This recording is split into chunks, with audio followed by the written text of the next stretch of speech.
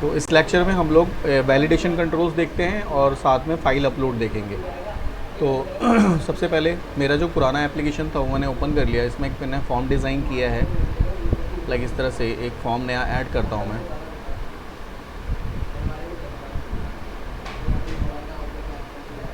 एक web form add करते हैं।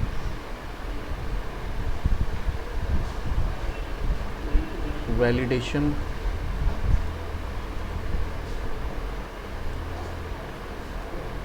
एंड फाइल अपलोड, ये दो चीज़ें मैं इसमें कराता हूँ अब।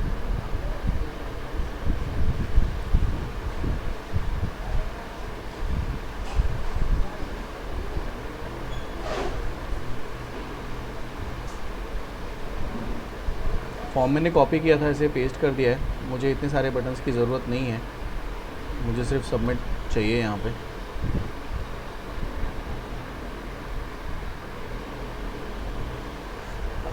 मेरे पास कुछ फील्ड्स हैं और मैं इसका जो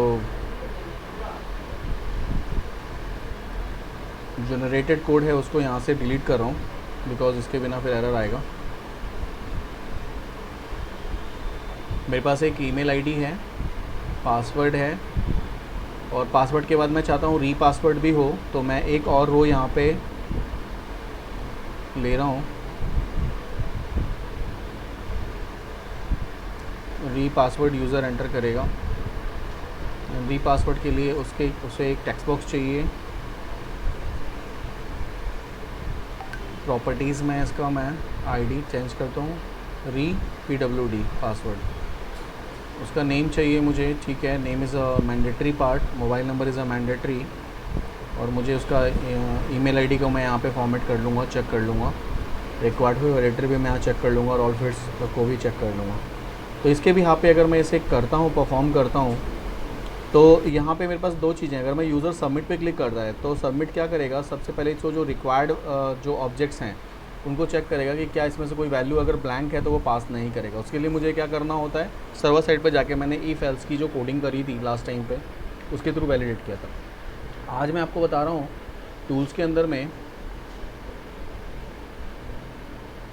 एक वैलिडेशन है, वैलिडेशन टैग है। इस वैलिडेशन टैग के अंदर में यहाँ पे कुछ कंट्रोल्स हैं जिसके थ्रू आप वैलिडेट कर सकते हो इसको। जैसे मैं चाहता हूँ कि मेरी ईमेल आईडी कभी भी ब्लैंक ना हो, तो उस केस के लिए मैंने क्या किया, यहाँ पे रिक्वायर्ड वैलिडेटर यूज़ कर लिया।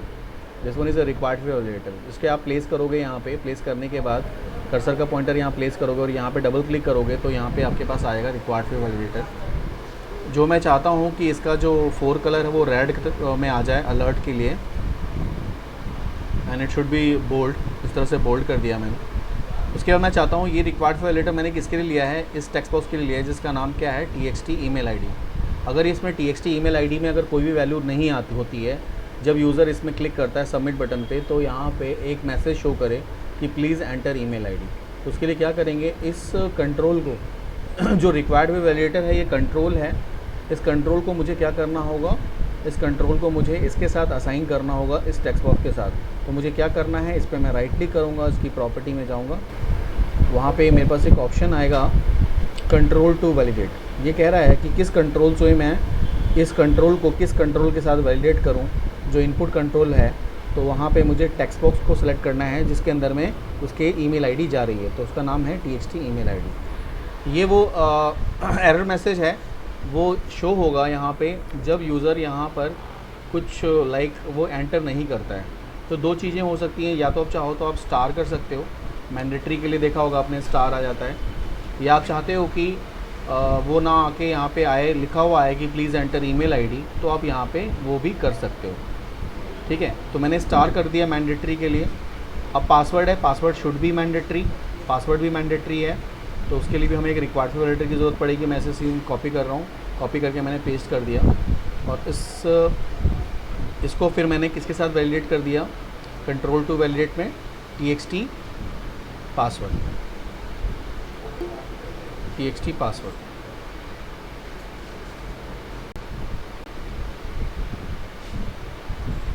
फिर मैंने TXT के साथ पासवर्ड के साथ वैलिडेट कर दिया उसको। फिर एक और मैं लेता हूँ यहाँ पे, ये पासवर्ड हो गया, पासवर्ड के लिए वैलिडेट करने के लिए ले लिया, इसकी प्रॉपर्टी में गए और यहाँ पे मैंने क्या कर दिया, txt पासवर्ड सेलेक्ट कर लिया। ठीक है, सेम एक मुझे री पासवर्ड के लिए भी चाहिए, तो मैंने यहाँ से इसे कॉपी किया, अगेन मैं पेस्ट करता हूँ, अगेन इसकी प्रॉपर्टी में जाऊँगा। तो ये रिक्वायर्ड वैलिडेटर क्या करेगा, ये तुम्हारे को जहाँ जहाँ पे तुम्हें लगता है कि जो वैल्यूज़ हैं रिक्वायर्ड हैं इसके लिए, आप वहाँ पे उस टेक्स्ट बॉक्स को डाल सकते हो। Name should be required, name के लिए भी रिक्वायरमेंट चाहिए मुझे, क्योंकि name is also mandatory part of this like information. Again इसकी प्रॉपर्टी में जाते हैं और यहाँ पे जाके मैं सेलेक्ट कर लेता हूँ नेम को, और उसके बाद फिर हम आते हैं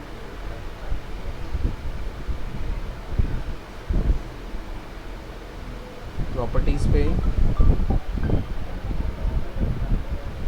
और यहाँ पे मैं सेलेक्ट करता हूँ mobile number.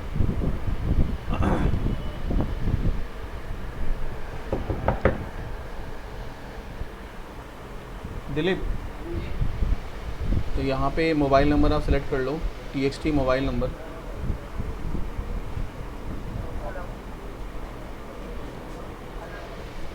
Mobile number select कर लिया। रिक्वायर्ड फॉर वैलिडेटर को भी मैंने यहाँ पे एरर मैसेज में ये दे दिया स्टार। ठीक है, तो ये आपका हो गया। अगर मैं इस पेज को रन कराता हूँ अभी, तो देखो क्या होता है। वैलिडेशन के नाम से मेरा पेज था, इसको मैं रन कराता हूँ।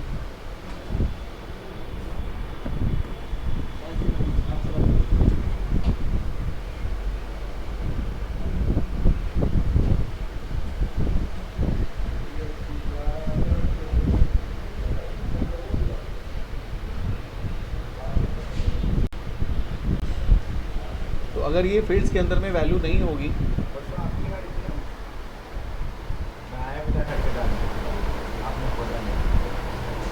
आपको खोलना चाहिए था। नहीं खोला, लेकिन मैं कह रहा हूँ एक दिन जब पहले भी आया था, मैंने आपको बताया कि उस दिन भी बता रहा था, मैं खिलाने आया था आपको। तो आपको अंदर आ जाना चाहिए, नेक्स्ट टाइम ध्यान रखना। नहीं नहीं, कोई बात नहीं। देखो, तो यहाँ पे क्या होगा, जब इसे हम एग्जीक्यूट कराते हैं और यहाँ पे हम मैंडेटरी फील्ड्स अगर हम इनपुट नहीं करेंगे तो वहाँ पे एरर आएगा। यहाँ पे क्या आ रहा है, ओके ओके ओके, ये बेसिकली क्या है, हम लोगों को यहाँ पे जो हम लोगों ने एप्लीकेशन लिया था ना, वो हम लोगों ने विदाउट लिया था फॉर्म। तो विदाउट फॉर्म में ये प्रॉब्लम आती है। तो आपको जब भी आप वैलिडेशन कंट्रोल यूज़ करना है, तो आपको वहाँ पे वेब फॉर्म वाले एप्लीकेशन को सिलेक्ट करने होंगे। इस चीज़ का ध्यान रखना। यहाँ से विजुअल स्टूडियो में जाते हो,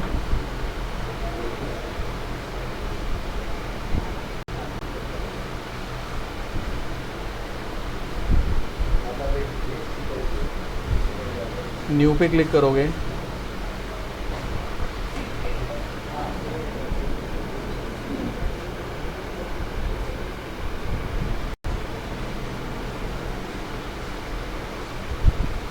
ASP.NET फ्रेमवर्क, नेक्स्ट। ध्यान रखना, कभी भी आपको वेब फॉर्म पे काम करना हो, सॉरी रिक्वायर्ड वैलिडेटर यूज़ करना हो, तो आपको जो एप्लीकेशन को लेना पड़ेगा वो वेब फॉर्म लेना पड़ेगा। बिकॉज़ कि अगर आप वेब फॉर्म नहीं लेते हो तो बहुत सारी आपको डिपेंडेंसीज़ को इंस्टॉल करना पड़ेगा। तो अच्छा है कि डिपेंडेंसीज़ को इंस्टॉल करो। उससे अच्छा है कि जब भी कोई भी आप प्रोजेक्ट लेते हो तो वेब फॉर्म वाला लेना, क्योंकि वेब फॉर्म में इनिशियली जो आपके पास में चाहिए होता है आपको, वो सारी चीज़ें आपको मिल जाएंगी।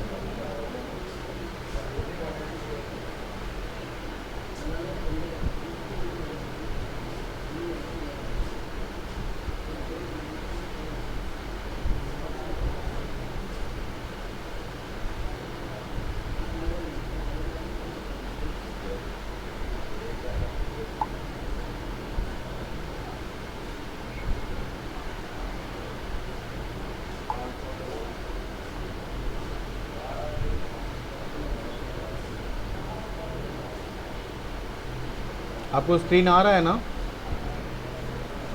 विकी, आपको स्क्रीन विजिबल है ना?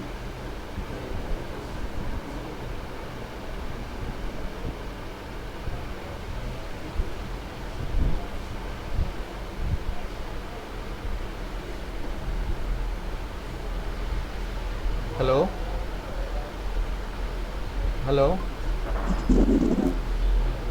बाकी आपको विजिबल है ना मेरा स्क्रीन?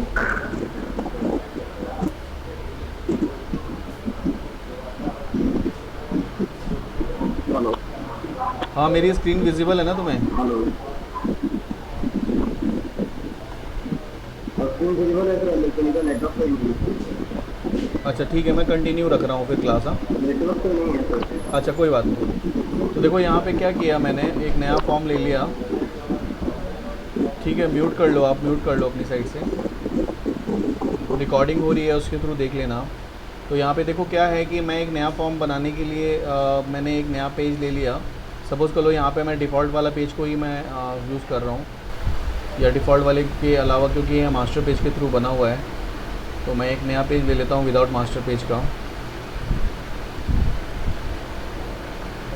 ऐड करता हूँ new item.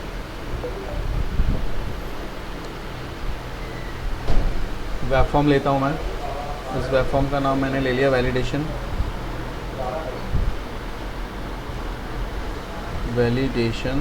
And file upload.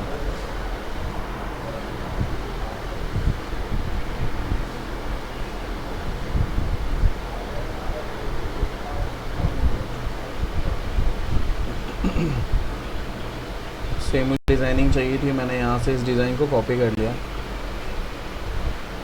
यहाँ से मैं कॉपी कर लेता हूँ।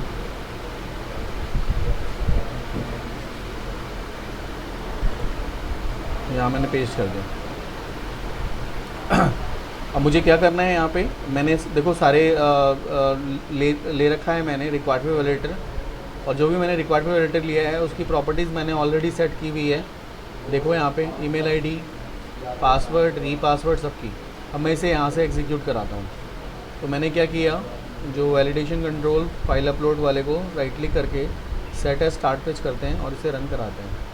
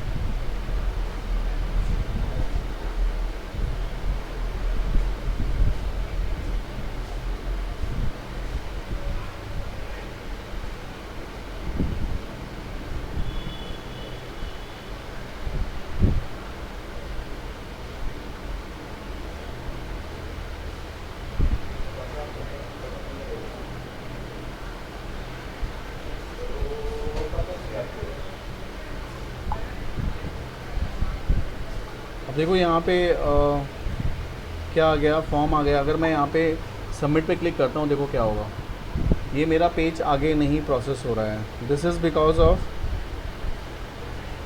बिकॉज ऑफ कि मैंने यहाँ पे क्या यूज़ किया है, required for validator. Required for validator मैंने सबके लिए यूज़ किया हुआ है। अगर मैं यहाँ पे क्लिक कर रहा हूँ तो ये रिक्वायर्ड है, मेरे पेज को पोस्ट नहीं होने दे रहा है।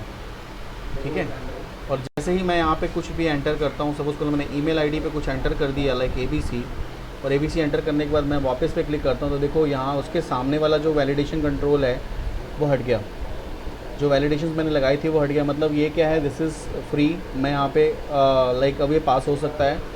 पासवर्ड में भी आ रहा है, मैंने पासवर्ड में 999 डाल दिया, तब ये देखो ये हट गया। अगर मैं यहाँ पे 11 डाल देता हूँ जो कि पासवर्ड से मैच नहीं कर रहा है, फिर भी वो यहाँ से हट गया।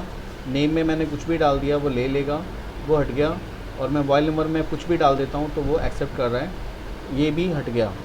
और उसके बाद मैं सबमिट पे क्लिक करता हूँ तो ये वेल पेज जो है वो प्रोसेस हो रहा है, पोस्ट बैक हो रहा है। तो यहाँ पे क्या होगा कि यहाँ जो रिक्वायर्ड वैलिडेटर है ना, उसको सिर्फ क्या चाहिए, उसको सिर्फ टेक्स्ट चाहिए।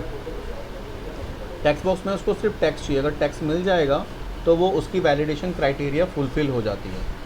तो ये है आपका वैलिडेशन रिक्वायर्ड फील्ड वैलिडेटर। उसको सिर्फ वैल्यू चाहिए। तो आपको जो लगता है कि जो डेटाबेस में मैंडेटरी फील्ड्स हैं तुम्हारे लिए, उसको यहाँ पे तुम यूज़ कर सकते हो as a required field validator के थ्रू। ठीक है, अब आते हैं सेकंड पॉइंट। सेकंड पॉइंट मेरा क्या है कि जो ईमेल आईडी मैंने डाली थी, this is not a email ID, लेकिन फिर भी उसने एक्सेप्ट कर ली। मेरा पहला वैलिडेशन क्राइटेरिया फुलफ़िल हो गया कि ईमेल आईडी जो है वो इसमें एक वैल्यू है। दूसरा क्राइटेरिया मेरा क्या है कि email ID should have a format. तो जब फॉर्मेट की बात होती है, चाहे ईमेल आईडी हो, चाहे वेबसाइट का यूआरएल हो या फिर पोस्टल कोड हो, तो उसके लिए हम लोग यूज़ करते हैं रेगुलर एक्सप्रेशन वैलिडेटर। अब मैं यहाँ पे से स्टॉप कर रहा हूँ। अब मैं चाहता हूँ कि इसमें एक्सप्रेशन, इसका ईमेल आईडी का एक्सप्रेशन भी चेक हो इस टेक्स्ट बॉक्स का। तो मुझे एक्सप्रेशन को चेक करने के लिए मैंने यहाँ पे इस टीडी के अंदर में मैंने क्या किया, यहाँ से जाके रेगुलर एक्सप्रेशन वैलिडेटर कंट्रोल ले लिया। तो मैंने यहाँ से रेगुलर एक्सप्रेशन वैलिडेटर कंट्रोल यहाँ से ही ले लिया, ये मेरा यहाँ पे आ गया। अब मैं किसको किसके लिए यूज़ करना चाहता हूँ, इस टेक्स्ट बॉक्स के लिए जो मैं एंटर करूँगा। तो मैंने इस पर क्या किया, राइट क्लिक किया, इसकी प्रॉपर्टी में गए। प्रॉपर्टी में जाने के बाद यहाँ पे मैं उस कंट्रोल का नाम लूँगा जिसके थ्रू वैलिडेट होगा। उस कंट्रोल का नाम क्या है, ईमेल आईडी। और मैं मैसेज में देना चाहता हूँ क्या, कि email ID is not valid. अगर मैं कोई एरर आता है तो ये एरर शो करे, ईमेल नॉट वैलिड। ये मैसेज शो करेगा जब इसमें ईमेल आईडी कोई गलत डालता है, जैसे ABC डालता है तो वो जब बता देगा कि ईमेल आईडी आपका ये गलत है। अब दूसरा क्या है इसके अंदर में, दूसरी डिपेंडेंसी क्या आ रही है कि मेरा पासवर्ड और रीपासवर्ड मैं अलग अलग भी डाल रहा हूँ तभी वो एक्सेप्ट कर रहा है। तो मैं चाहता हूँ इसको वैलिडेट करने के लिए, तो उसके लिए मेरे पास में एक दूसरा कंट्रोल है जिसका नाम है कंपेयर वैलिडेटर, ये वाला। तो मैंने यहाँ पे कंपेयर वैलिडेटर ले लिया है। अब मैं चाहता हूँ कि मेरा जो ऊपर वाला टेक्स्ट है वो नीचे वाले टेक्स्ट से कंपेयर हो। तो इसके लिए इसकी प्रॉपर्टी में जाएंगे और प्रॉपर्टी में जाने के बाद यहाँ पे देखो दो चीज़ें आएंगी, कंट्रोल टू कंपेयर और कंट्रोल टू वैलिडेट। तो कंट्रोल टू कंपेयर कौन सा आएगा, जो सबसे ऊपर वाला टेक्स्ट बॉक्स है जिसमें हम पहले डाल रहे हैं पासवर्ड। और कंट्रोल टू वैलिडेट में क्या आएगा, जिससे मुझे कंपेयर कराना है रीपासवर्ड। ठीक है, उसके बाद मैसेज में मैं देना चाहता हूँ कि पासवर्ड नॉट मैच। अगर दोनों का पासवर्ड मैच नहीं होता है तो वहाँ पे मैसेज आएगा क्या, पासवर्ड नॉट MATCH मैच्ड। ठीक है, मैच्ड। ये मैच्ड नहीं है तो यूज़र क्या करेगा, वो चेक करेगा। जब तक ये मैच नहीं करेगा तब तक आपका सबमिट बटन पे क्लिक नहीं होगा। ठीक है, नेम के लिए कुछ नहीं है क्योंकि नेम एक कैरेक्टर है तो वो डाल देंगे ई। और मोबाइल नंबर के लिए भी ऐसा कुछ नहीं है, वो मैंडेटरी है, वो डाल देंगे। इसको हम लोग एक HTML से वैलिडेट कर सकते हैं मोबाइल नंबर को। ठीक है, तो ये हमारा हो गया आपका वैलिडेशन के लिए, जिसको मैंने कंपेयर वैलिडेशन यूज़ किया। अब मैं सपोज़ करो इसमें एज का भी एक लेना चाहता हूँ क्राइटेरिया, तो मैंने इस पर राइट क्लिक किया और एक इंसर्ट कर देते हैं रो बिलो। और मैं यहाँ पे लिखता हूँ कि एंटर एज, सॉरी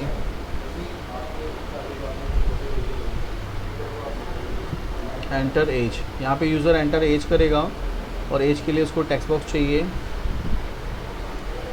एक टेक्स्ट बॉक्स ले लेते हैं और इसकी प्रॉपर्टी में जाके टेक्स्ट बॉक्स का नाम चेंज कर देता हूँ मैं, दिस इज़ TXT एज। ठीक है, अब जो एज होगा मैं चाहता हूँ एज भी हो, मैंडेटरी फील्ड्स हो। तो मैं एज के लिए भी मैं क्या करूँगा, यहाँ पे रिक्वायर्ड वैलिडेटर को यहाँ पे प्लेस कर देता हूँ एज के लिए। और एज को उसके साथ में फिक्स करने के लिए इसकी प्रॉपर्टी में जाते हैं और यहाँ पे सेलेक्ट कर देते हैं TXT एज। ठीक है, तो रिक्वायर्ड वैलिडेटर की क्राइटेरिया फुलफिल हो जाएगी once any value present in this area.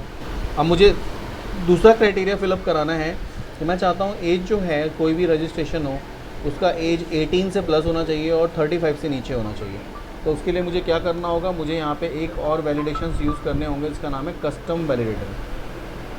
ठीक है, तो यहाँ पे आता हूँ मैं, देखना फ़ोन है, तो यहाँ पे क्या करेंगे हम, कस्टम वैलिडेटर में जाते हैं, सॉरी रेंज वैलिडेटर में जाते हैं। और रेंज वैलिडेटर में जाने के बाद मैं इसका एक रेंज सेट कर सकता हूँ। प्रॉपर्टीज़ में जाओ और यहाँ पे तुम देखोगे एक तुम्हारे पास में मिनिमम वैल्यू आएगी, एक मैक्सिमम वैल्यू आएगा। तो मैक्सिमम वैल्यूज़ मैंने 35 कर दिया और मिनिमम वैल्यू मैंने जो है यहाँ पे सेट कर दिया 18। ठीक है, और उसके बाद नीचे आएगा टाइप के अंदर में मैं यहाँ पे सिलेक्ट कर रहा हूँ इंटीजर। तो यहाँ पे देखो बहुत सारे क्राइटेरिया हैं जिसमें तुम चाहो स्ट्रिंग सेलेक्ट कर सकते हो, इंटीजर है, डबल है, डेट है, करेंसी है।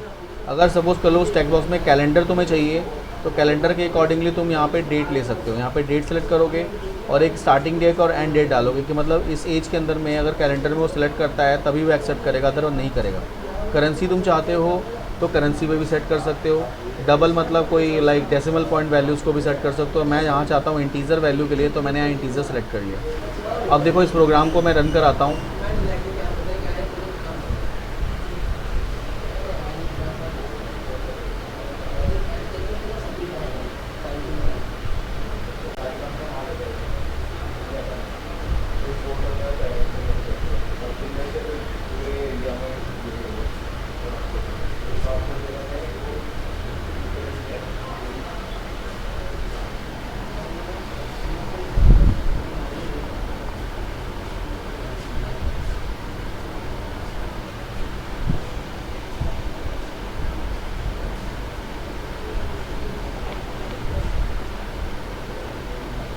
Range validator can not be blank,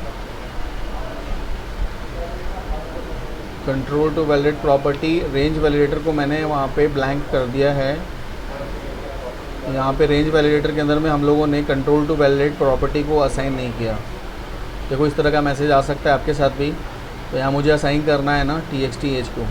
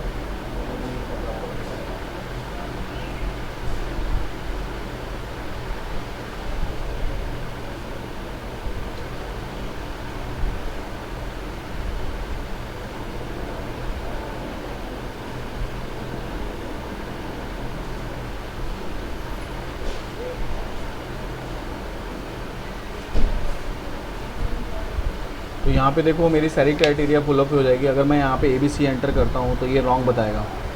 पहला जो रिक्वायरमेंट थी वो मेरी फुलफिल हो गई, रिक्वायर्ड वैलिडेटर वाली वो हट गया है, रेड सिग्नल नहीं है यहाँ पे। बट ईमेल आईडी शुड हट नॉट फॉर्मेट, तो ये बताएगा email ID not formatted.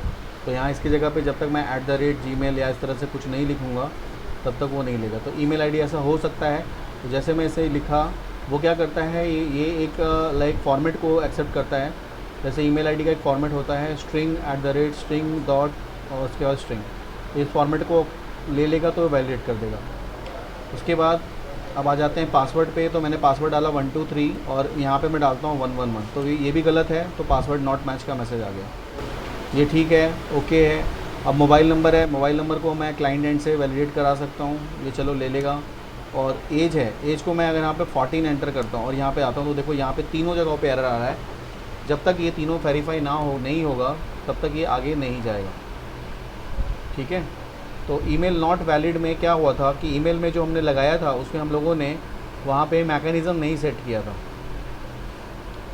Email ID का जो आपने लिया था जिसका नाम था रेगुलर एक्सप्रेशन वैलिडेटर, उसकी प्रॉपर्टी में जाना है आपको। और पहले तो आपको ईमेल आईडी में ये करना है, उसके बाद आपको नीचे आना है और नीचे आने के बाद आपको वैलिडेशन एक्सप्रेशन सेलेक्ट करना है। और इस एक्सप्रेशन के अंदर में आपको ईमेल आईडी सेलेक्ट करनी है, इंटरनेट ईमेल एड्रेस, ये वाला। तो देखो आपके पास और भी हैं, जर्मन पोस्टल नंबर है, जर्मन का मोबाइल नंबर है, इंटरनेट URL है, जापानीज़ नंबर हैं। तो आप बहुत सारे ऑलरेडी फिक्स हैं जिसको आप सिलेक्ट करके उसको फॉर्मेटेड को सेट कर सकते हो। जैसे मैंने इसको ओके कर दिया, अब मैं इसे एग्जीक्यूट कराता हूँ।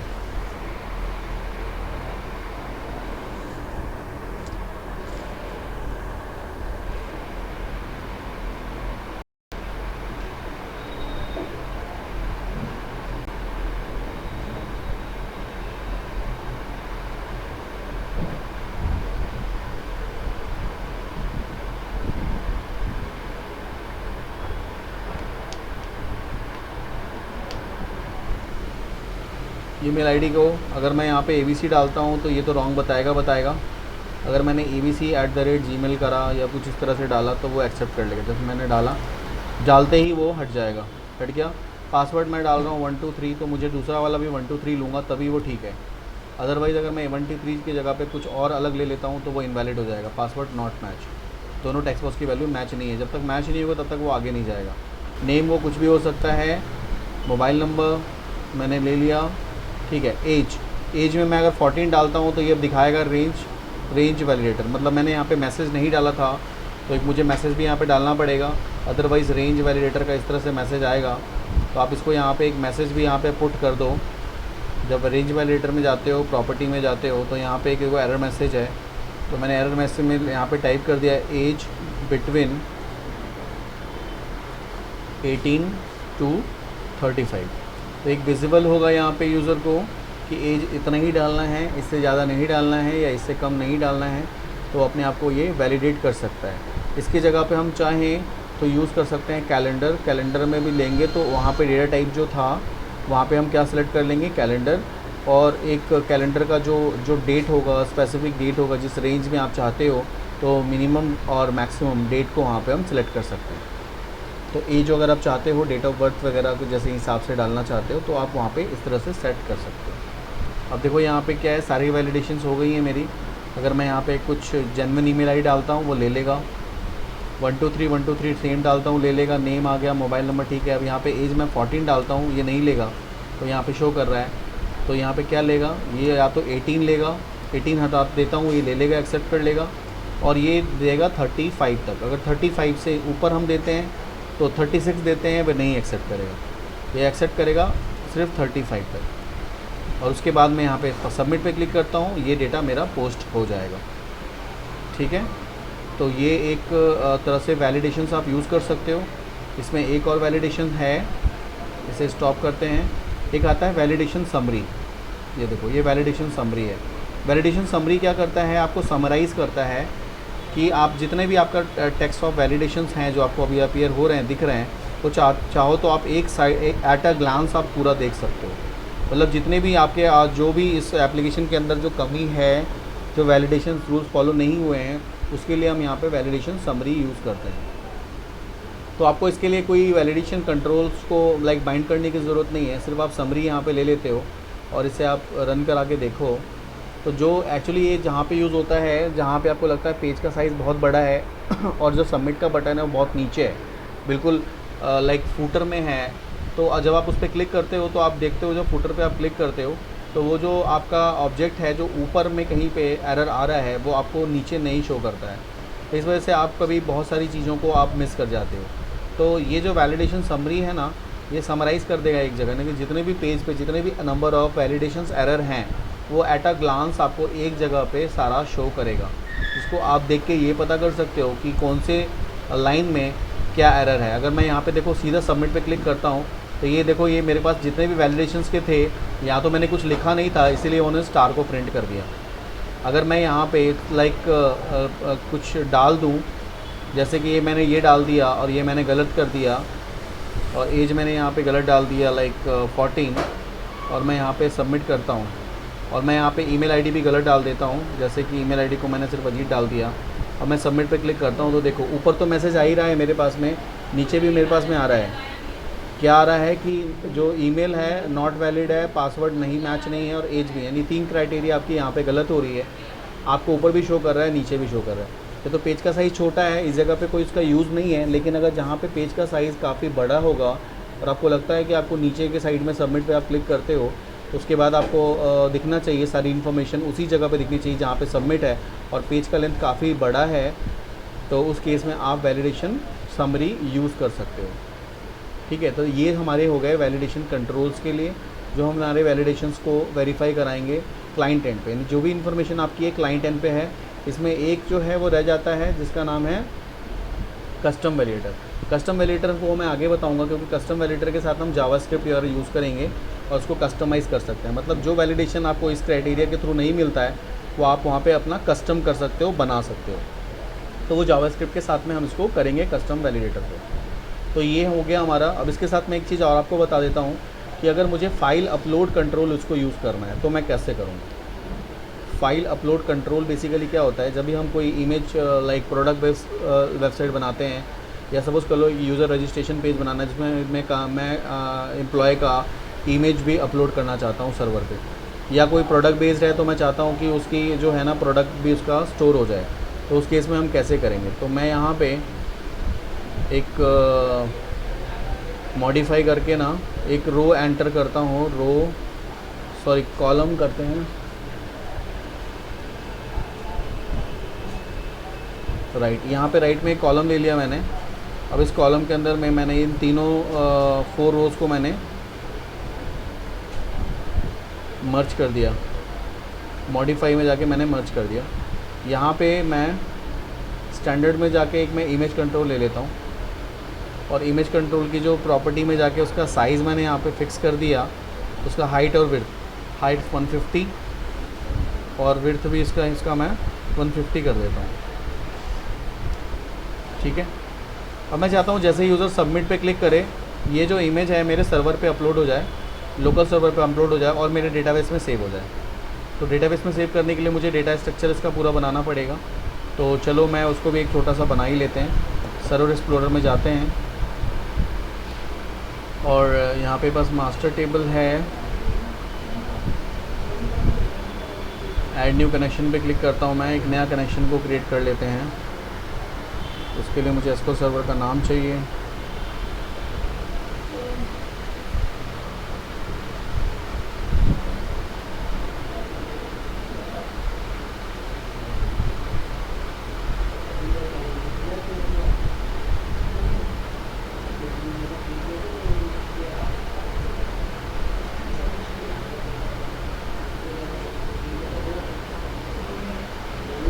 ये मेरे सर्वर का नेम है। चलो मैं इसे भी कनेक्ट कर लेता हूँ और यहाँ से जाके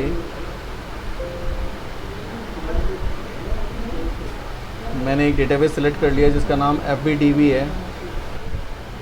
फेसबुक DB को मैं सेलेक्ट कर देता हूँ। यहाँ पे फेसबुक DB के नाम से एक ऑब्जेक्ट आ चुका है आपके पास। अब मैं इसके अंदर में ही एक और टेबल क्रिएट करता हूँ। मैंने लास्ट क्लास में एक टेबल बनाया था, यहाँ मैंने एक एम्प्लॉय के नाम से एक टेबल क्रिएट किया। आप यहाँ से भी टेबल क्रिएट कर सकते हो। ये ग्राफिकल है, इसको हम लोग TSQL कहते हैं, ट्रांजिशन SQL, जिसके थ्रू आप यहाँ भी आप चाहो तो कमांड बेस के थ्रू भी टेबल क्रिएट कर सकते हो और ग्राफिकल चाहो तो ग्राफिकल भी कर सकते हो। तो मुझे कुछ एंटिटीज़ चाहिए, जैसे यहाँ पे था email ID, password, name, mobile number. मेरे ख्याल से फील्ड्स तो मेरे साम सेम ही है, तो मुझे एक ही फील्ड्स उसमें ऐड करना है, बाकी तो मेरे सारे फील्ड्स ऑलमोस्ट सेम हैं। तो मैं ऐसा करता हूँ ना, मुझे एक नया बनाने से अच्छा है कि मैं उसी को अंदर में एक अमेंड कर देता हूँ। New query,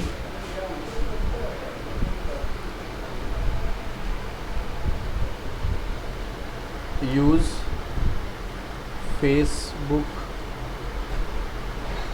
_DB।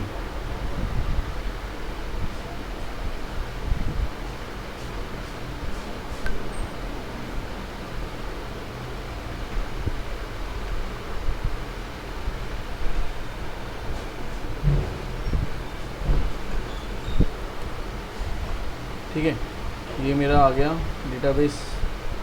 अब इसके बाद हम लोग क्या करते हैं, इसके अंदर में एक जो टेबल मेरा बना हुआ था उसके अंदर में मैं ऑल्टर कर रहा हूँ, ऑल्टर टेबल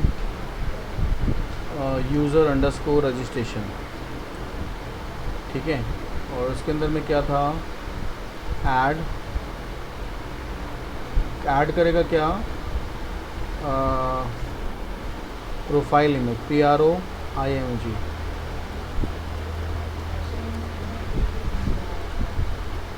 वैरकैर साइज़ मैंने इसका दे दिया मैक्सिमम के लिए। ये मेरे कॉलम का नाम है, मैंने एग्जीक्यूट करा दिया। तो क्या हो गया, उस टेबल के अंदर में एक और कॉलम आपकी ऐड हो चुकी है।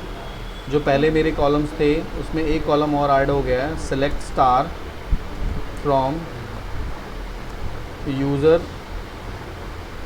रजिस्ट्रेशन। अब तुम देखोगे इसके अंदर में तुमने एक और कॉलम ऐड कर दिया इमेज का, जिसमें अभी इसकी वैल्यू नल है क्योंकि हमने इसमें अभी भी कॉलम ऐड किया है। मैं चाहता हूँ कि मेरी जो वैल्यू जो हो जाए वो यहाँ पे इंसर्ट हो जाए। Already I have done the connection, तो मैं कनेक्शन स्ट्रिंग को यहाँ से कॉपी कर लेता हूँ और मैं उसको वहाँ पे पेस्ट कर लेता हूँ। तो ये कनेक्शन स्ट्रिंग को मैं यहाँ से कॉपी कर रहा हूँ एंड उसके बाद मैं नया एप्लीकेशन जो मैंने ओपन किया था उसमें वेब कॉन्फ़िग में जाके उस कनेक्शन स्ट्रिंग को पेस्ट करता हूँ। क्योंकि मेरा कनेक्शन सेम था, सो दैट मैंने इसे यहाँ से ले लिया। डोंट वेस्ट योर टाइम, सब कुछ वही है। तो अब हम आ जाते हैं यहाँ पे। अब मुझे क्या करना है, अब मुझे कनेक्शन की कनेक्शन की कोडिंग को यहाँ पे इंपोर्ट करना है। उसके बाद मुझे इंसर्ट की कोडिंग करनी है सबमिट के क्लिक पे। तो मैं यहाँ सबमिट पे डबल क्लिक करता हूँ, सबमिट का मेथड ओपन हो गया। तो सबमिट के मेथड पे आते हैं, सबसे ऊपर आते हैं। सबसे ऊपर मैं क्या करूँगा, यहाँ पे मैं लिखता हूँ using system dot data dot SQL client.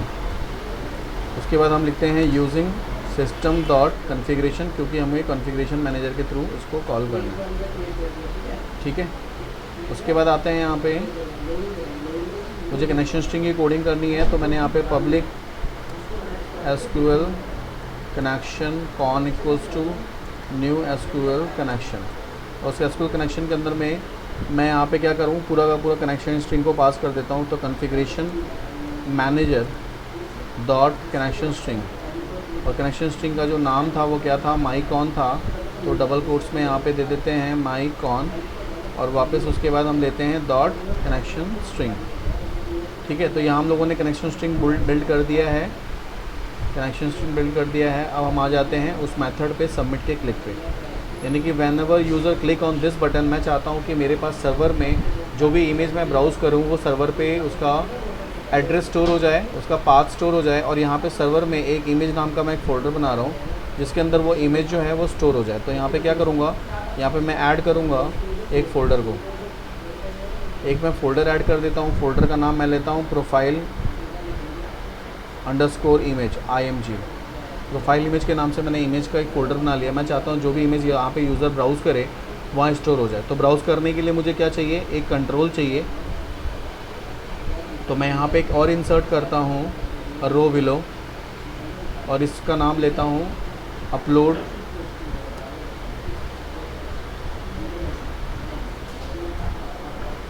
Select image के नाम से लेता हूँ। और यहाँ मुझे चाहिए एक कंट्रोल जिसके थ्रू मैं इमेज को ब्राउज़ कर सकूँ। तो मैं टूल्स में जाऊँगा और यहाँ पे फाइल अपलोड के नाम से एक कंट्रोल होगा, उसे आप यहाँ से पे डबल क्लिक करो, ये यहाँ पे आ जाएगा। तो यह क्या देता है, बाय डिफ़ॉल्ट ये फाइल अपलोड कंट्रोल आपको मैं ब्राउज़ मैकेनिज़्म देता है। ये रन टाइम पे ऑटोमेटिकली ब्राउज़ बटन को ओपन करेगा, ब्राउज़ डायलॉग बॉक्स को ओपन कर देता है। तो इसमें जो भी मैं सेलेक्ट करूँगा ये रिटर्न करेगा मेरे को फाइल नेम, फाइल का पाथ, फाइल का एड्रेस, फाइल का इमेज का एक्सटेंशन एंड ऑल, सब कुछ मुझे रिटर्न करता है। तो मैं क्या करता हूँ, जैसे ही मैं सबमिट पे क्लिक करूँगा, मैं सबसे पहले क्या करूँगा, फ़ाइल को सबमिट सर्वर पे सेव करना है। तो मैंने यहाँ पे क्या किया, एक स्ट्रिंग टाइप का एक image IMG path, IMG underscore path के नाम से मैंने ये ले लिया, और यहाँ पे IMG पाथ के अंदर में मैं एक वैल्यू को स्टोर कराता हूँ।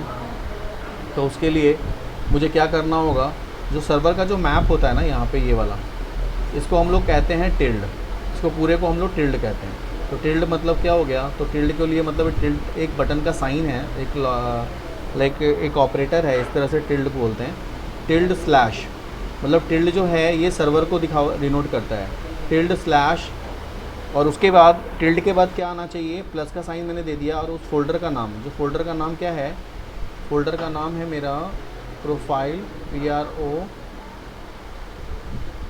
Profile underscore IMG। This is the name of folder that we have created inside the server. ये सर्वर है मेरा एक तरह से। तो सर्वर में मैंने ये वाला फोल्डर को डिनोट करना है, तो मैंने लिखा प्रोफाइल अंडरस्कोर IMG, और उससे पहले मैंने क्या किया, ये ले लिया।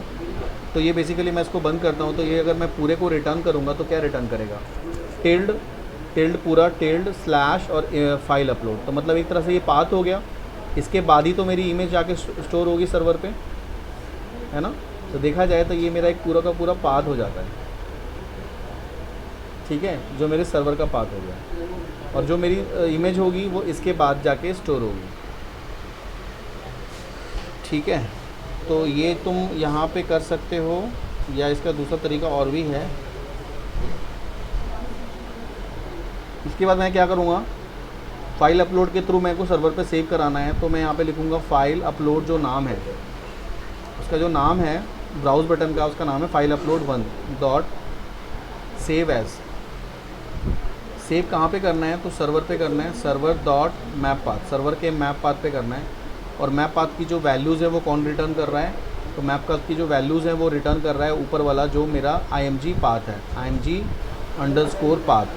तो IMG पाथ को मैं यहाँ पे लिखता हूँ, लेकिन मेरा IMG पाथ जो है वो पूरा का पूरा अभी तक पूरा क्लियर नहीं है, क्योंकि ये तो मेरा IMG पाथ मैं काम करता हूँ इस जो फोल्डर का नाम है ना, इसको मैं यहाँ देता हूँ, ठीक है। टिल्ड/ मेरा फोल्डर का नाम हो गया / और उसके बाद मुझे चाहिए फ़ाइल का नाम। तो मुझे फ़ाइल का नाम पिक करने के लिए मैंने लिखा file upload dot file name. तो जो भी फाइल का नेम होगा वो आ जाएगा। तो बेसिकली ये जो स्ट्रिंग आया, तुम्हारे पास जो स्ट्रिंग आएगा वो स्ट्रिंग में क्या आएगा, टिल्ड/ यानी कि टिल्ड/ कहाँ पे डिनोट करेगा, इस वाले फोल्डर को करेगा। और उसके बाद अगेन इसके डायरेक्टरी के अंदर में जो मैं फ़ाइल सेलेक्ट करूँगा उसका जो फ़ाइल का नेम है वो, तो ये पूरा का पूरा इस तरह से वो रिटर्न कर देगा। और उसके बाद मैंने उस पूरे को सेव एज़ करा दिया कहाँ पे, यहाँ पे इमेज पाथ में। यानी कि सेव है, जो मेरी फ़ाइल मैं यहाँ से लोकल सर्वर से ब्राउज़ करूँगा वो यहाँ पे जाके उसको सेव कर देगा। चलो मैं एक बार देखता हूँ, और मैं चाहता हूँ जिस इमेज को मैंने सेव किया है उस इमेज को मैं यहाँ पे शो कर पाऊँ, देख पाऊँ। तो देखने के लिए मुझे क्या करना होगा, पेज लोड इवेंट कॉल करना होगा, पेज_लोड। पेज लोड के अंदर में मैं यहाँ पे सेंडर कॉल करूँगा पहले, और साथ में ई पास करूँगा। तो ये मेरा पेज लोड का जो इवेंट है वो कॉल कर देगा। वो पेज लोड का इवेंट इसलिए कॉल किया क्योंकि मेरा जो सर्वर है ना वो रिफ़्रेश हो जाए, क्योंकि जब तक रिफ़्रेश नहीं होगा तब तक वो तुम्हारी सारी इन्फॉर्मेशन आएगी नहीं। और रिफ़्रेश होने के बाद जो मैंने इमेज नाम से एक वो कंट्रोल लिया था, इमेज कंट्रोल 1 नाम था, डॉट लिया मैंने इमेज URL, उसका जो एड्रेस है उसका एड्रेस में मैंने क्या पास कर दिया, इमेज पाथ। तो जैसे मैंने इमेज पाथ किया तो वो क्या होगा, फ़ाइल मेरी वहाँ पे जो भी मैं अपलोड करूँगा वो मेरी सर्वर पे इस वाले फ़ोल्डर में जाके सेव हो जाएगी, इस फ़ोल्डर में, और साथ जो मैंने यहाँ पे फॉर्म बनाया है यहाँ पे शो हो जाएगा। तो कैसे होगा वो देखते हैं, इसे एग्जीक्यूट कराता हूँ।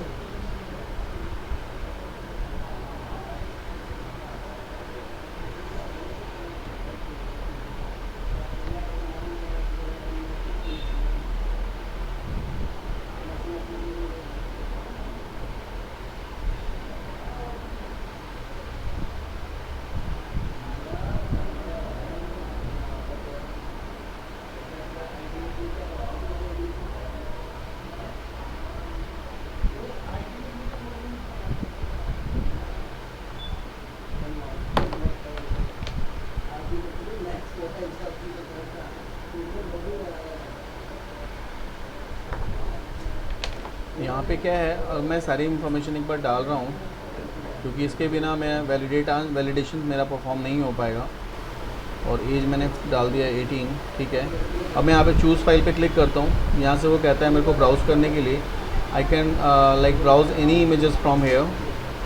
तो मैं यहाँ से पिक्चर्स में जाता हूँ, कुछ पिक्चर्स हो, and I have lots of pictures. तो मैंने एक पिक्चर को यहाँ से सेलेक्ट कर लिया और यहाँ से ओपन करता हूँ। जैसे मैं ओपन करूँगा देखो यहाँ पे फ़ाइल का नेम आ गया उसका, और मैं सबमिट पे क्लिक करता हूँ।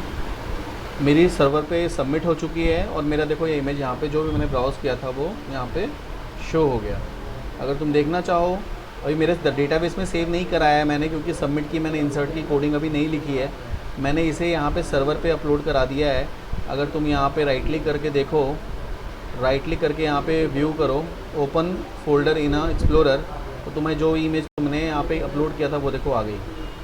ये तुम्हारे उस सर्वर के, उस एप्लीकेशन के उस सर्वर में जो इमेज नाम से तुमने फ़ोल्डर बनाया था, IMG के नाम से, तो तुमने प्रोफाइल इमेज के नाम से ये वाला, इसके अंदर में तुम्हारी ये फ़ाइल स्टोर हो चुकी है सर्वर पे।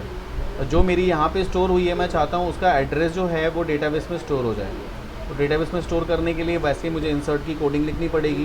तो इंसर्ट के लिए मुझे यहाँ पे अगेन क्या करना होगा, यहाँ पे मैं लेता हूँ स्ट्रिंग str, और आपको जो ये नीचे जो ये है अपलोड वाला, उसको अपलोड वाले के बीच में लिखो। जैसे आपने फ़ाइल यहाँ पे अपलोड कराया, उसके बाद आप इसकी इंसर्ट की कोडिंग लिखोगे,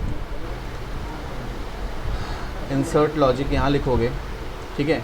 क्या लिखना है यहाँ पे, पहले आपने क्या स्ट्रिंग str एक ऑब्जेक्ट ले लिया जिसके अंदर में तुमने इंसर्ट का पूरा पैरामीटर्स तुम्हें सेट करना है। क्या सेट करना है, इंसर्ट इनटू, टेबल का नाम क्या है, यूज़र अंडरस्कोर रजिस्ट्रेशन, एंड उसके अंदर तुमने यहाँ पे वैल्यूज़ पास किया, ठीक है। वैल्यूज़ के अंदर में तुमने यहाँ पे क्या पास कर दिया, single quote double quotes plus single double quote plus txt email dot text, ठीक है, plus double quote single quote. ये पहला कॉलम हो गया। सेकंड कॉलम है तुम्हारा क्या है,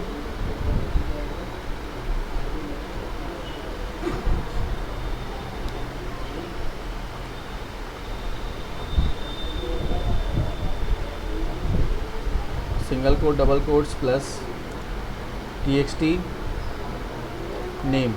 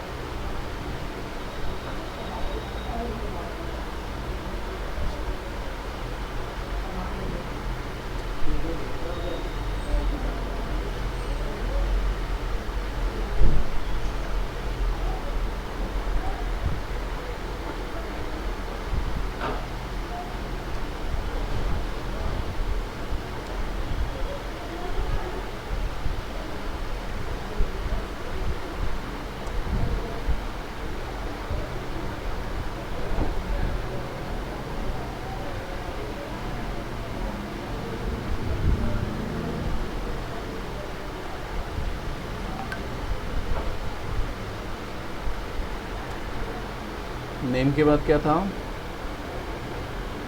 मोबाइल नंबर। अब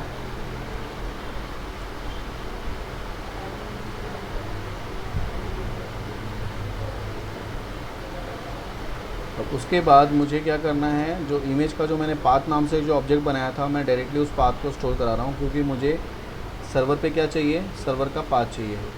तो मैंने क्या किया, यहाँ पे लास्ट वाले कॉलम में जो मैंने यहाँ पे डेटाबेस में बनाया था कॉलम, इसके अंदर मेरी इमेज यहाँ पे स्टोर होनी है, तो यहाँ पे मैंने उसके लिए क्या डाल दिया, इमेज पाथ। क्योंकि इमेज पाथ जो है वो कॉलम, उसके अंदर मेरा ये जो इमेज पाथ है उसके अंदर मेरी पूरी इन्फॉर्मेशन जा रही है कि ये सर्वर के कौन से फ़ोल्डर में और कौन सी इमेज स्टोर हो रही है, तो वो मेरी यहाँ पे स्टोर हो रही है इमेज पाथ में। तो इमेज पाथ को मैंने डायरेक्टली यहाँ पे स्टोर करा दिया। फाइनली मैं क्या करता हूँ, अब एसक्यूएल कमांड लेता हूँ और इस कमांड के अंदर में एसक्यूएल कमांड लेता हूँ मैं। उस कमांड के अंदर मैंने पास कर दिया str और कनेक्शन स्ट्रिंग मैंने कॉन पास कर दी। अब मैं इसको यहाँ से एग्जीक्यूट कराता हूँ। मैंने यहाँ पे न्यू कीवर्ड नहीं यूज़ किया है।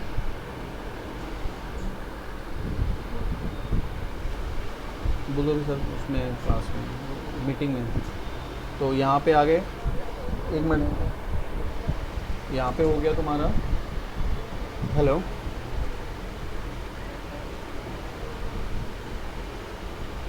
सुबोध बोल दीजिए, सुबोध।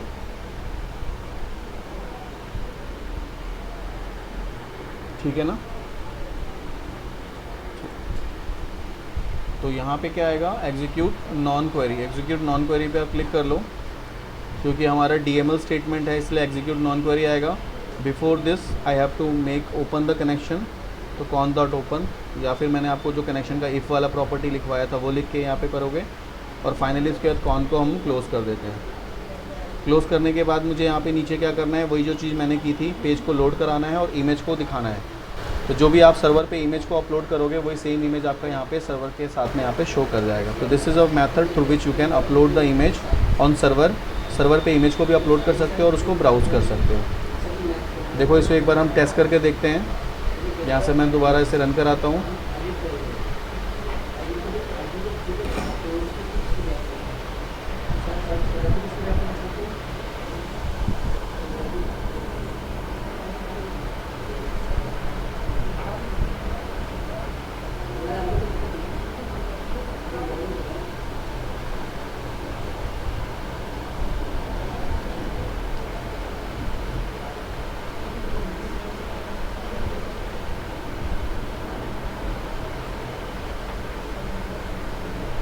तो यहाँ पे कोई भी मैं ईमेल आईडी डालता हूँ,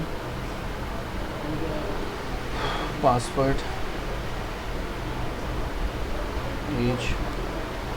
यहाँ से मैं एक इमेज ब्राउज़ करता हूँ। तो जो भी मैं इमेज को ब्राउज़ करूँगा करस्पॉन्डिंग वो इमेज जो है वो उसी के साथ अपलोड हो जाएगा। सबमिट पे मैंने क्लिक किया, ये सबमिट हुआ, लेकिन यहाँ देखो यहाँ पे कुछ एरर आ रहा है। क्या आ रहा है चेक करते हैं। स्ट्रिंग और the binary data would be truncated, मैंने कहीं पे टेक्स्ट नहीं लिखा है। जब ये मैसेज आता है इसका मतलब ये है कि आप ना, देखो मैंने यहाँ पे टेक्स्ट नहीं डाला है, तो स्ट्रिंग और the binary data would be truncated का मैसेज आ रहा है। इसका मतलब ये है कि आपने कहीं पे टेक्स्ट नहीं डाला हुआ है किसी प्रॉपर्टी के साथ। देखो आप चेक कर लो एक बार, हाँ सब ठीक है। तो लास्ट वाले में तो नहीं आएगा क्योंकि हमने एक स्ट्रिंग ही लिया था, इसलिए इसमें नहीं आएगा। फिर से वापस इसे स्टॉप कराता हूँ, रन कराते हैं। देखो एरर आना is a good thing. Error आने से आपको ये पता चला ना अभी आपको कि स्ट्रिंग वुड बी ट्रांकेटेड का मैसेज क्यों आता है। तो आपके साथ भी अगर एरर आता है तो उसे जब आप रिज़ॉल्व कर लेते हो तो आपको एक एक्सपीरियंस हो जाता है कि ये एरर किस लिए आया था और इसको रिज़ॉल्व हम कहाँ से करते हैं। अगर आपने एक प्रोग्राम बनाया और उसमें कोई एरर नहीं आया तो आप समझ लो कि आपने कुछ चीज़ें उसमें छोड़ दी हैं। तो देखो अब यहाँ पे मैं दोबारा करता हूँ।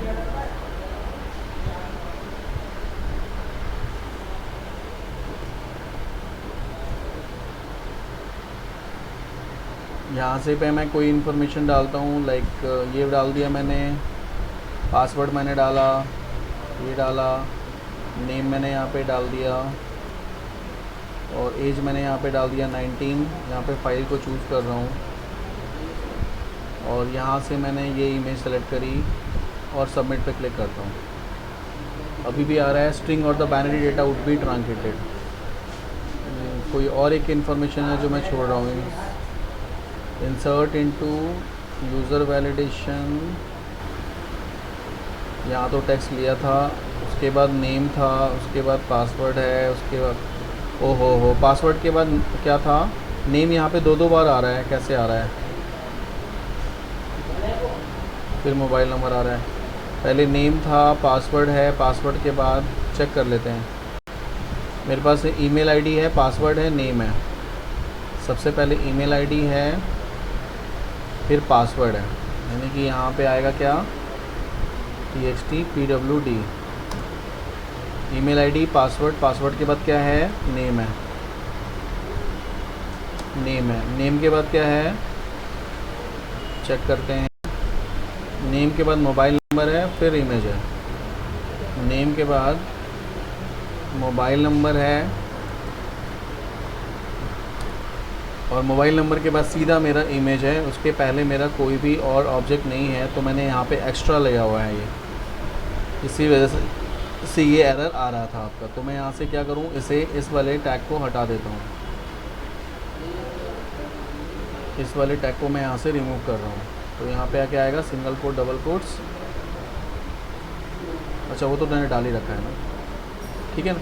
तो यहाँ देखो यहाँ पे आ जाएगा, ये स्टॉप करते हैं एक बार, अगेन इसको रन कराते हैं। तो मेरी सारी वैल्यूज़ ठीक है, मैंने सब कंटेंट के हिसाब से डाला हुआ है, तो मेरी वैल्यूज़ डेटाबेस में इसके अकॉर्डिंगली स्टोर हो जाएगी।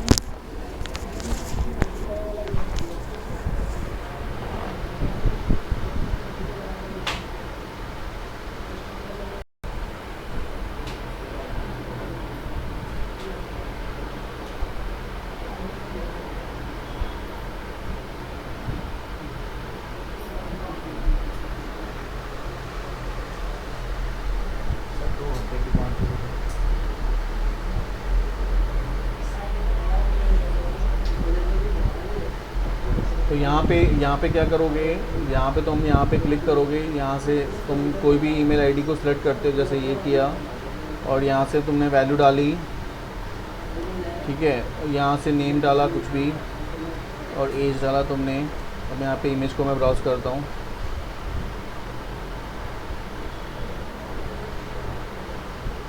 सबमिट, फिर से एरर आ रहा है। कॉलम नेम और the number of supplied value does not match with the table definition. Table definition से आपका number of rows and columns जो है वह मैच नहीं कर रहा है। क्या माँ, देखो यहाँ पे कितने कॉलम्स हैं मेरे पास में। एक कॉलम हो गया email ID, password, name, 1 2 3 4 5 column है मेरे पास। यहाँ पे कितने कॉलम हैं, 1 2 3 4 5, ठीक तो है। टेबल का नाम यही है। एग्जैक्टली मेरे टेबल का नाम यही है, email ID, password, name, mobile और this one.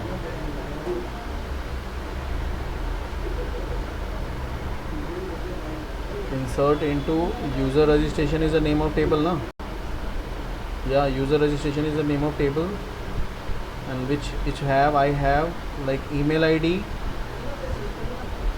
single quote, double quotes, double quote, single quote, single quote, double quote, double quote, single quote, फिर पासवर्ड हो गया, पासवर्ड के बाद मेरा नेम है, नेम के बाद मेरा, एक्सक्यूज मी सर। हाँ बोलो।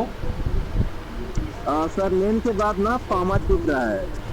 अच्छा एक मिनट एक मिनट, जी नेम के बाद कहाँ है नेम? जी जी। ये सॉरी सॉरी ना, और बैक बैक जाइए सर, ईमेल आईडी के पास सर आइए। यहाँ email पे के बाद सर। ईमेल के बाद डबल कोड, सिंगल कोड। अच्छा ओके ओके ओके, हाँ हम लोग यहाँ पे फॉर्मेट ही गलत लिख दिया है। यहाँ पे हम प्लस का साइन लगा रहे हैं ना, यहाँ पे कॉमा होगा ना, यहाँ पे हम लोगों ने प्लस का साइन नहीं देना है। पहले तो सिंगल कोड डबल कोड हो गया, ये यहाँ तक आ गया, फिर हमारा ये कॉमा हो गया, ठीक है ना? अब ठीक है, फिर ये आ गया, फिर ये हो गया, फिर ये आ गया, हाँ ठीक है। यहाँ हम लोगों ने ये मिस्टेक किया था।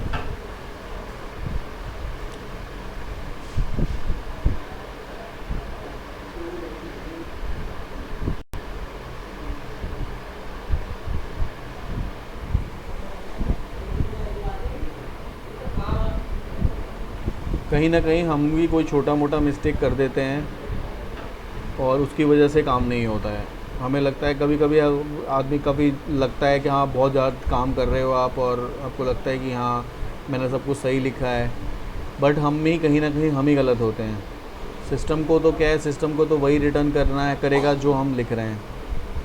तो मैं एक कोई आईडी फिर से लेता हूँ, ये थर्ड टाइम मैं एग्जीक्यूट करा रहा हूँ फिर से। पेज मैंने लिया यहाँ से ब्राउज़ करते हैं और यहाँ सबमिट पे क्लिक करते हैं, तो मेरा स्ट्रिंग और the binary data would be truncated. यार इसने तो सही में हद कर दिया। अब मैंने यहाँ पे क्या छोड़ा है, कहीं ना कहीं कुछ चीज़ें तो गलत कर रहे हैं हम। सिंगल कोट डबल कोट्स, मैं स्टॉप करता हूँ यार। इस क्वेरी को मैं दोबारा से एक बार चेक करते हैं, रीचेक करते हैं, कहीं ना कहीं चीज़ों को मैंने छोड़ी हुई है। स्ट्रिंग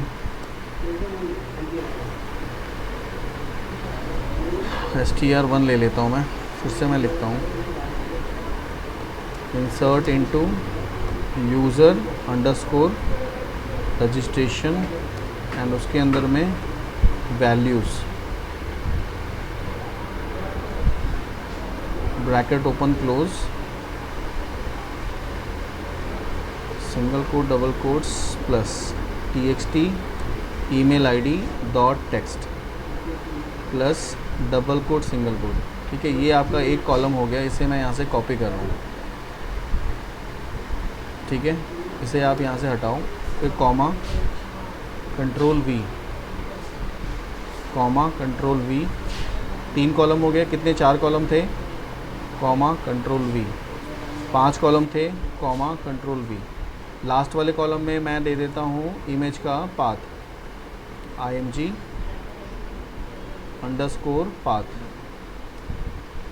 पाथ के पहले क्या था, 5 कॉलम है मेरे पास में, 1 2 3 4 5। मोबाइल नंबर है तो मैं यहाँ पे देता हूँ txt mobile number, mobile dot text. Mobile के पहले नेम था, txt नेम, नेम से पहले क्या था, पासवर्ड, pwd। ठीक है, एंड द पासवर्ड से पहले क्या है, ईमेल। ईमेल तो मैंने सही लिखा था, ठीक है, ये हो गया। मैं इसे यहाँ से डिलीट कर देता हूँ, and this is str save कर लेते हैं।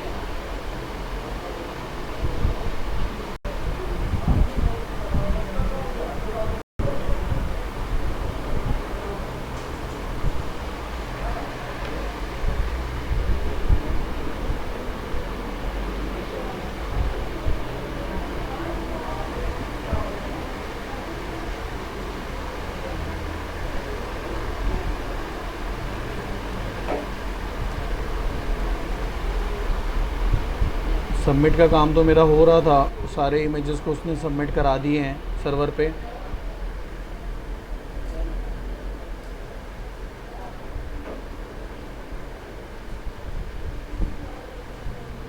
दिक्कत क्या हो रही है यार? मेरा डेटाबेस का नाम क्या है?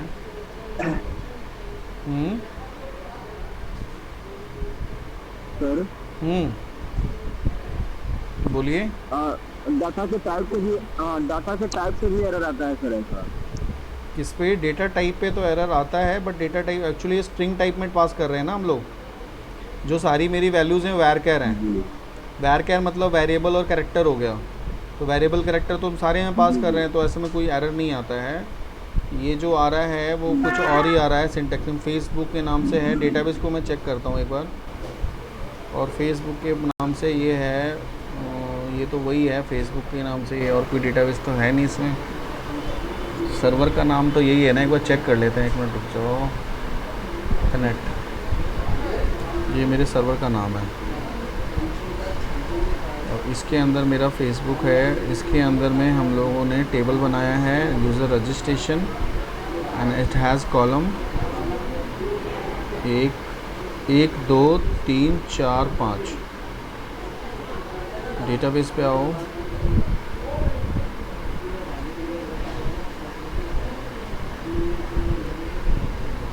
लेनोवो हो गया, इंटीग्रेटेड सिक्योरिटी ट्रू हो गई,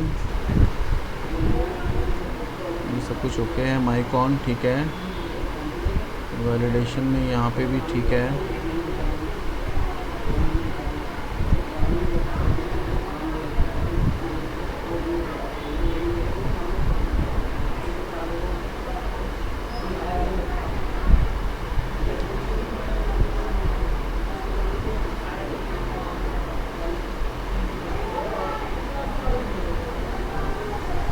एग्जीक्यूट नॉन क्वेरी, मैं यहाँ पे ब्रेक पॉइंट लगाता हूँ एक बार।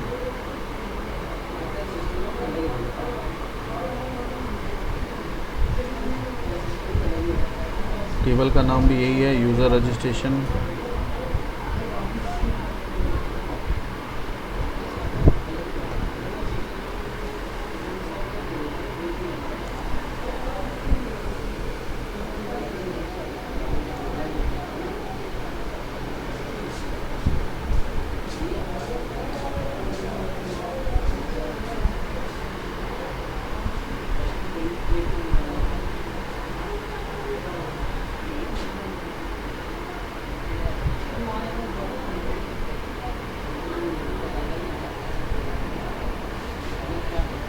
डेटा टाइप में हम लोगों ने जितने भी कॉलम्स बनाए एक बार वो चेक कर लेते हैं। दिस इज़ वैर कैर, वैर कैर, वैर कैर, वैर कैर एंड वैर कैर। तो जहाँ पे भी वैर कैर जा रहा है वहाँ पे कोई प्रॉब्लम नहीं है।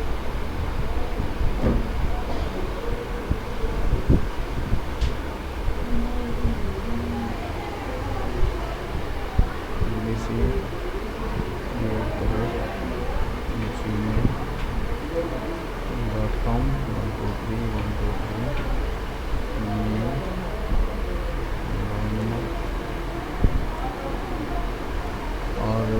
10 डेज हो गया, 19 डेज ये हो गया तुम्हारा।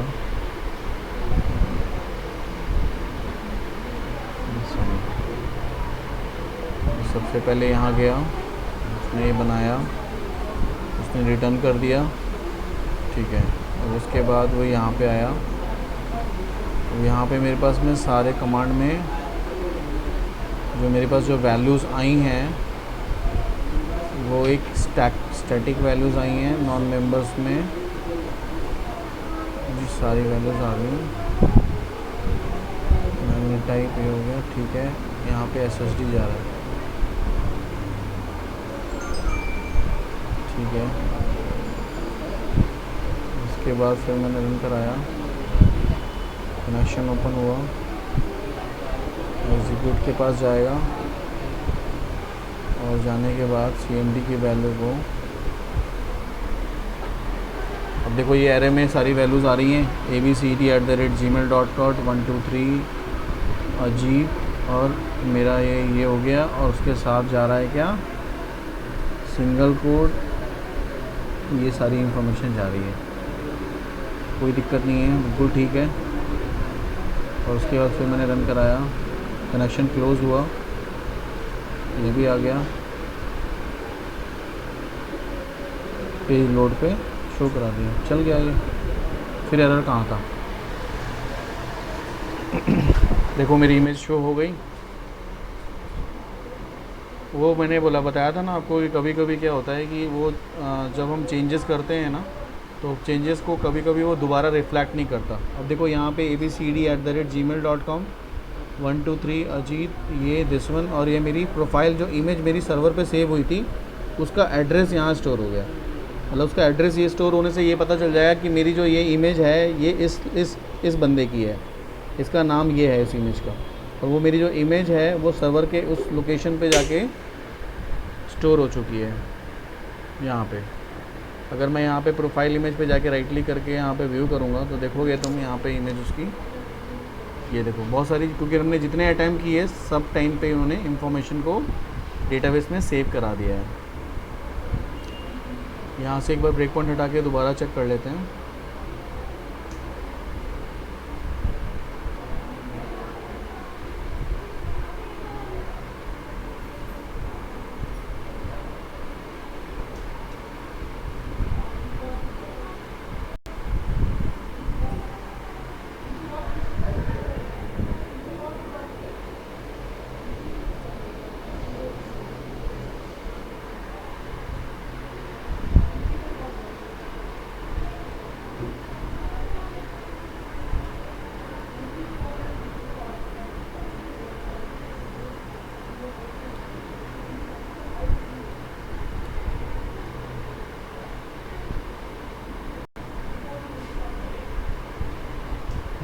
ठीक है, देखो डेटाबेस में सेव हो गया और ये मेरा इमेज शो भी कर गई।